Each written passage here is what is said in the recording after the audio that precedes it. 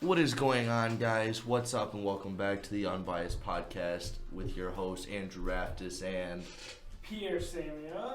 yes, sir. Today Yes, we're sir. getting right back into it after being on a little bit of a break. We had a little bit of a stretch of laziness from our last video, but we're back now, better than ever. Yeah. Pierre, why don't you give them the rundown about what we're going to talk about today? Well, I mean, first of all, I want to give a big shout out to Mrs. Yoakum in this beautiful building who went out and bought us a couple microphones for better audio quality, so you guys can hear better, have a better sense of like what we're talking about, and not have so much ambient noise, just like from our last video. And also, this like stretch of laziness was pretty much just like waiting for this microphone to come in, so like you could blame it on that. But it'll give us a lot to talk about. Like, what do you think, Andrew? Yeah, it does give us a lot to talk about. By the way, this mic is insanely nice. But jumping right into today, we got a lot of people. A lot of people have been requesting us to talk more about the Pistons because Detroit based. So we're gonna touch on a little bit on the Pistons, talk about the East and the West, how they match up, especially when it comes to playoff times. And we're actually gonna do a different segment today. We're gonna try a Hoops Nation segment. So basically, we're gonna comment on some social media posts. And we're gonna see how that goes. So without further ado, let's jump into it. The Pistons. Yeah, they surpassed all of my expectations. Like, Absolutely. I had so much expectations for them this year. They just skyrocket through. Like, Not. They've been playing like some straight trash, to be honest. Like what I say, like my expectations for them were at least a 500 team, but at this point, they're most likely not going to make the playoffs. What is it like?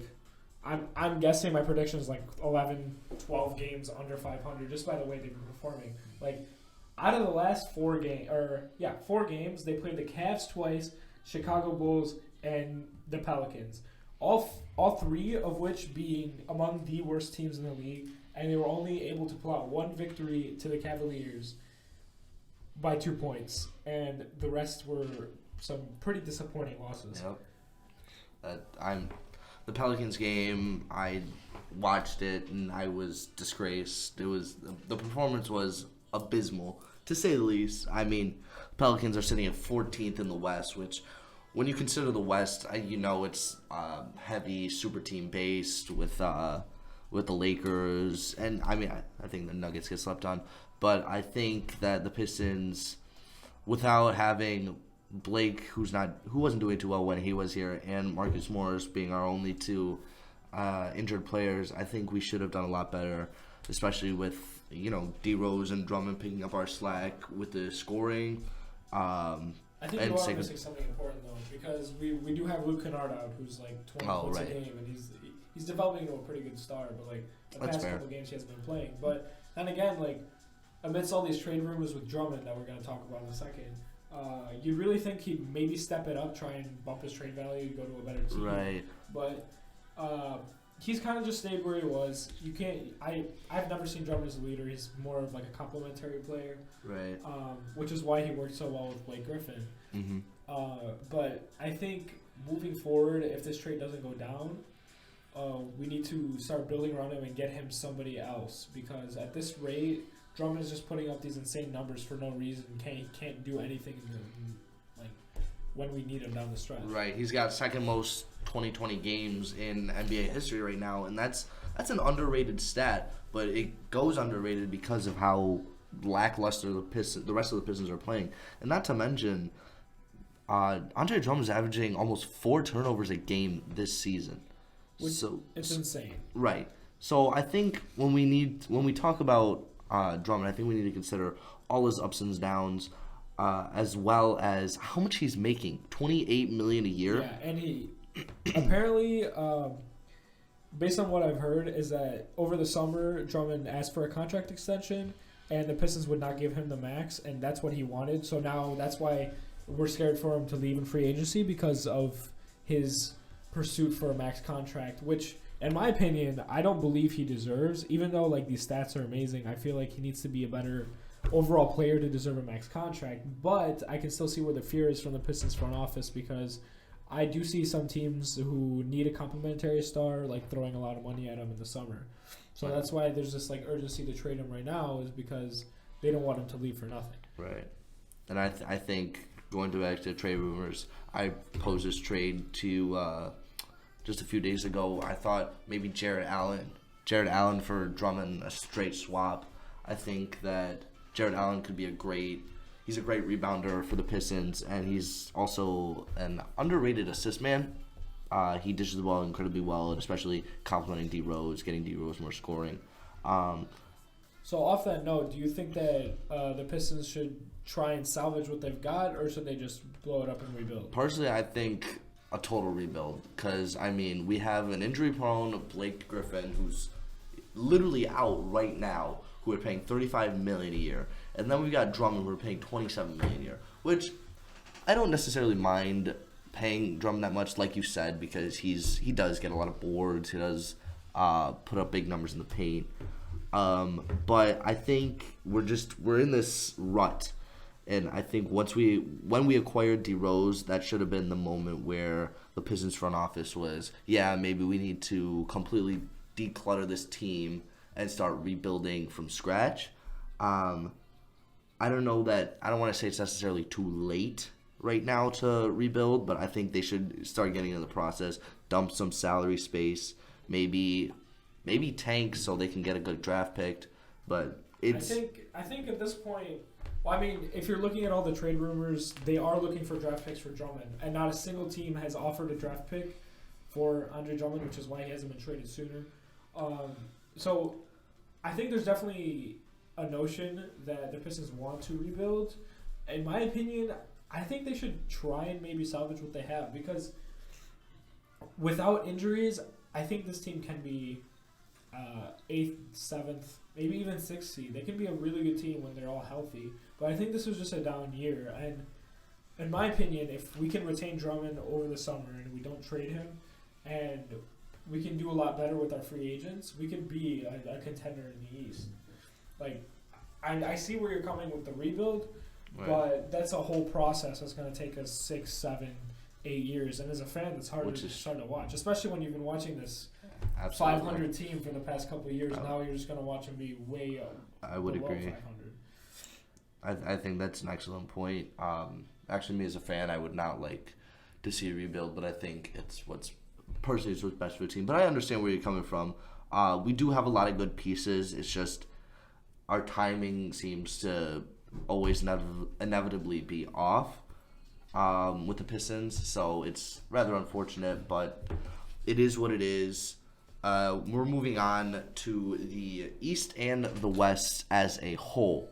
Now, when you take a look at the East and the Western Conference, the bottom of the East is the Hornets, the Bulls, the Pistons, the Wizards, and the bottom of the West is the Spurs, the Blazers, the Suns, who are on a tear, and the Timberwolves.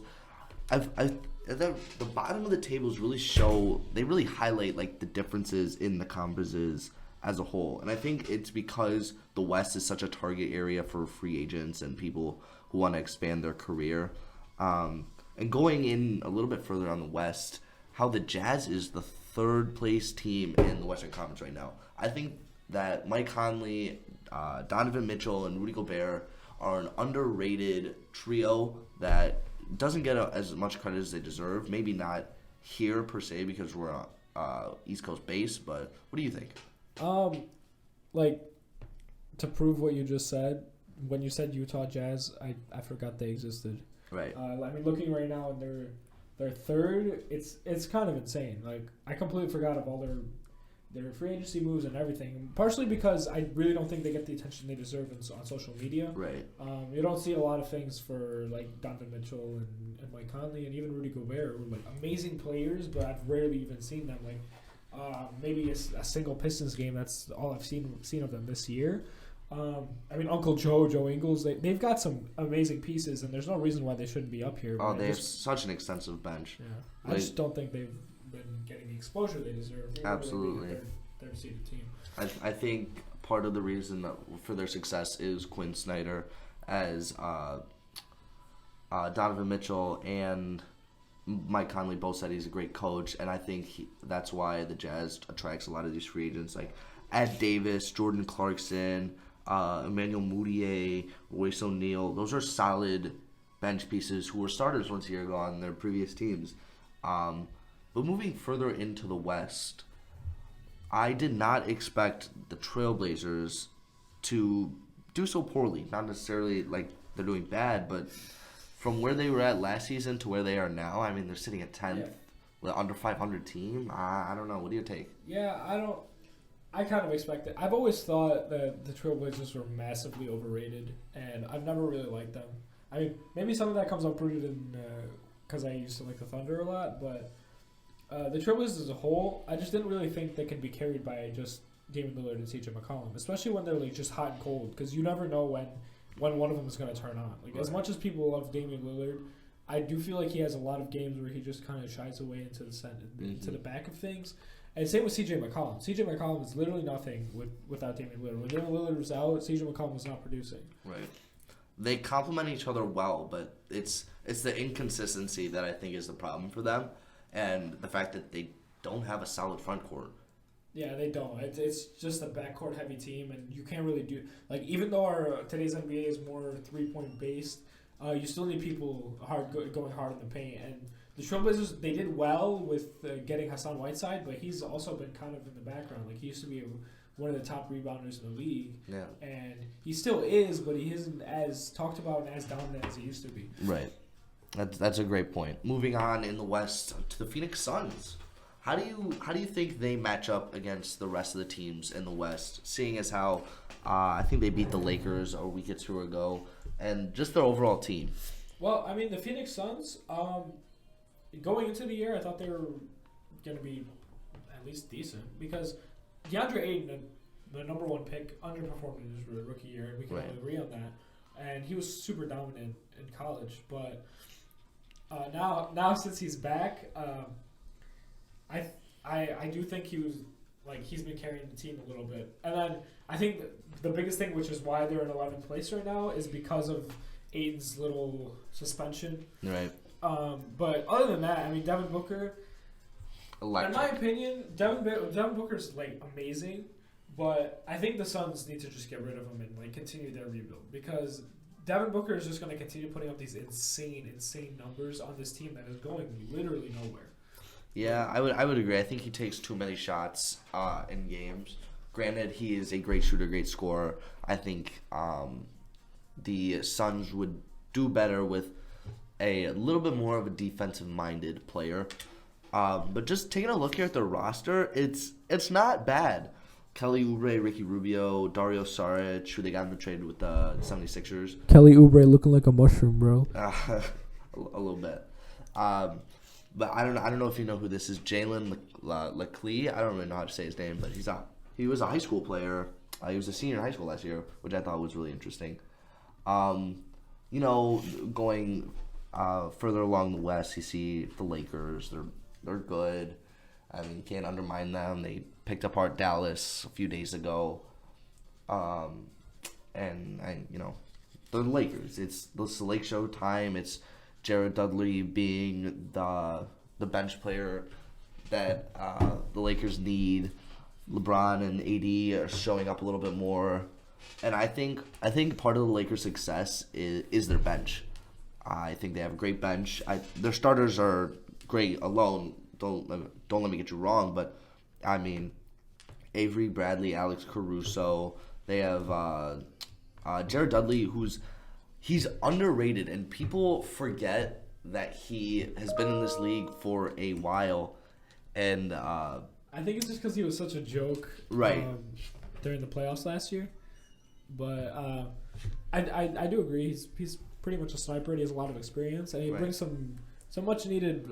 Let me take that back. Not much needed. There's a lot of veteran presence on the Lakers. Absolutely, it's a pretty old team. But I'm sorry, our principal is emailing us. But yeah, it's pretty old. Like you got Rondo, Cousins, right, Davis, LeBron.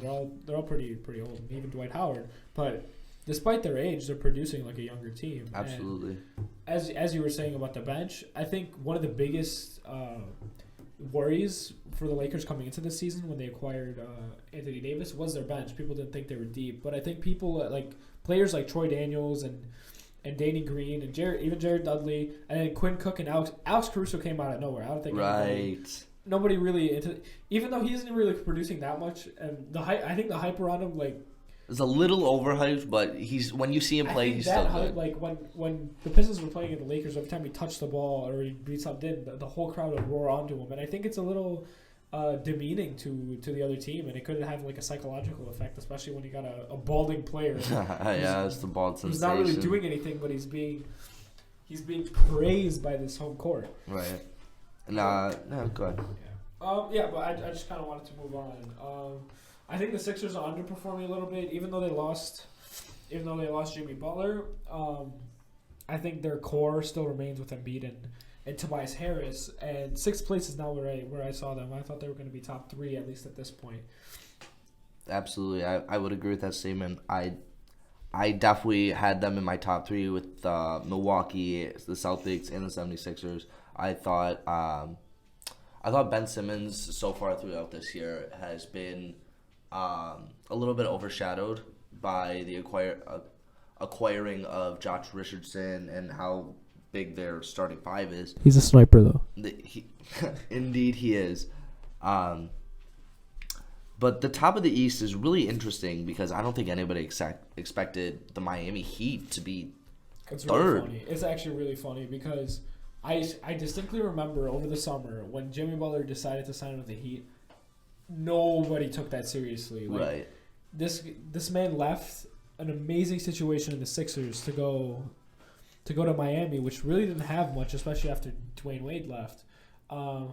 And he cited his reasons just for like his life and his beach and like go to the beach, and he loves the players over there and whatever. But I don't think anybody could have seen how well they're doing right now. Absolutely. Their roster isn't even that amazing. Right. I mean, they have a few pieces who are like showing up.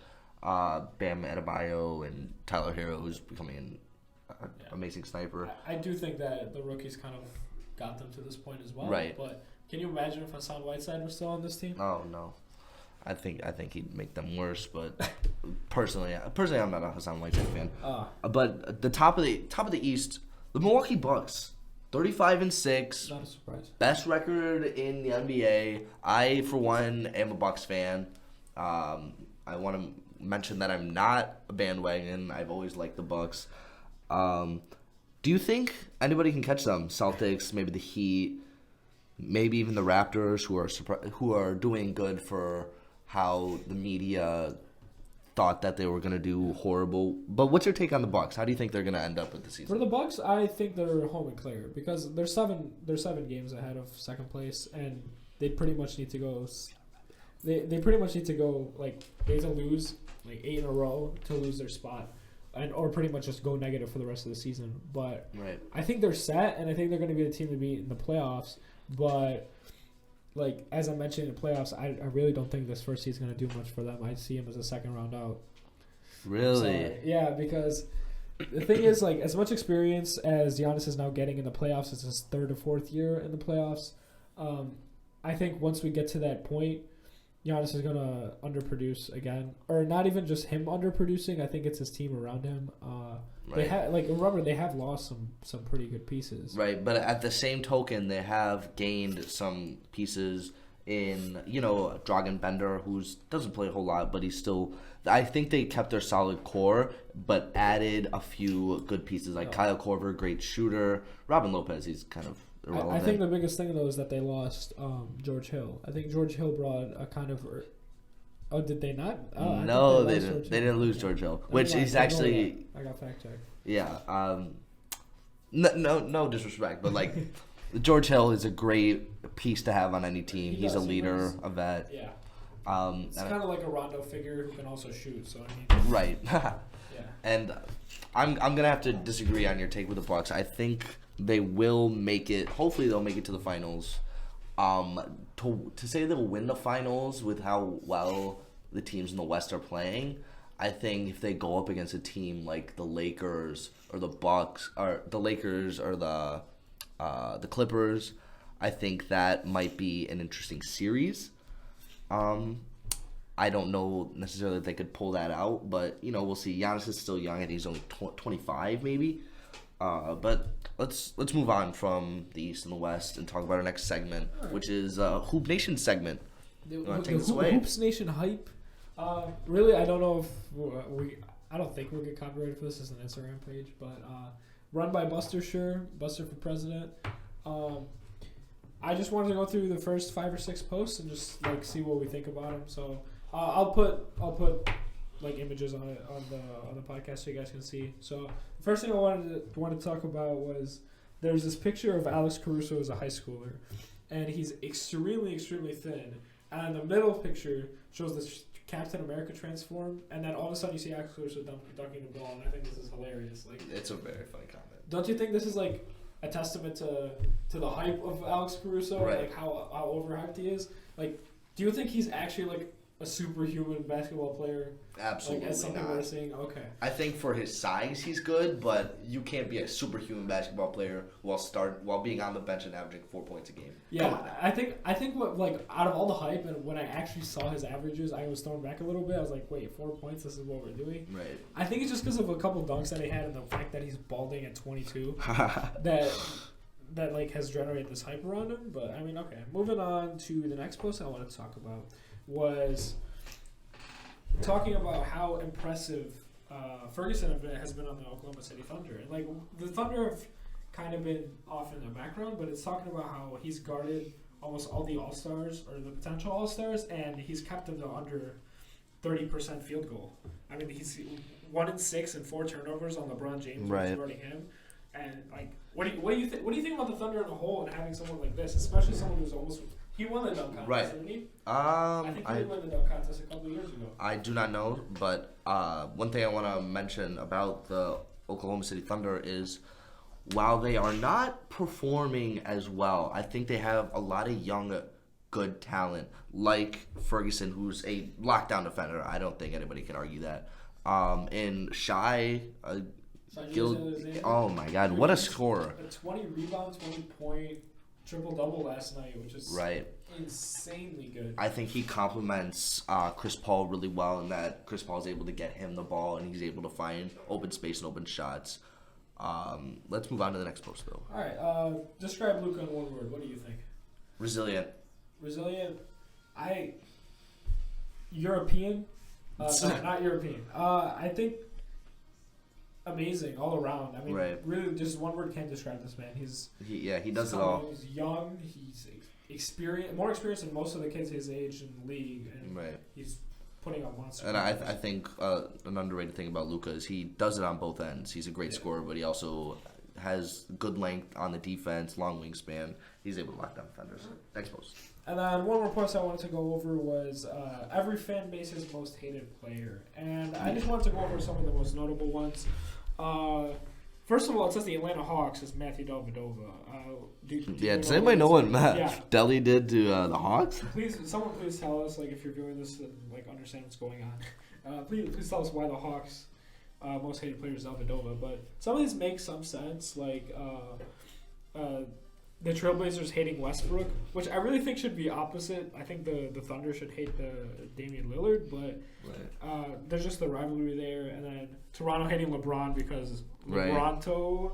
And then OKC hating KD. But like some other ones, like, do you really think the Pacers hate Paul George? No, I don't think. I think Paul George did what's best for his career, but I think they have some hatred towards him, but I don't think it runs that deep. Yeah, I thought there was like a deep rooted respect kind of with George and where the relevance he took them to. He took them to some Eastern Conference Finals and stuff like that. Right. But yeah, I mean, like some of these make sense, like Joel Embiid and the Pistons, how Drummond and Embiid go at it every game.